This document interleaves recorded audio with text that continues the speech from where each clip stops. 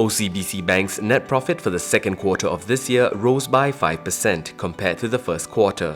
The 730 million net profit from the period between April and June 2020, however, was 40% lower than the second quarter of 2019.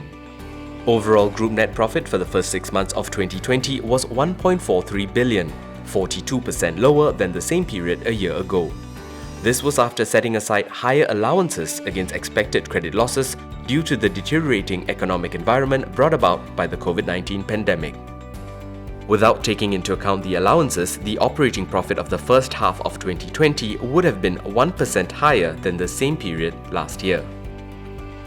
The group has set aside an additional 750 million in allowances in the second quarter of this year, after allocating allowances of 657 million in the first quarter of 2020. The total of 1.41 billion in allowances in the first half of 2020 is almost 4 times higher than the allowances of the first half of 2019. OCBC Bank also declared an interim dividend of 15.9 cents per share for its shareholders. The scrip dividend scheme will apply, giving shareholders the option to receive the interim dividend in the form of shares, which are priced at 10% below market value. The total dividend payout represents about 49% of the group's net profit from the first half of 2020.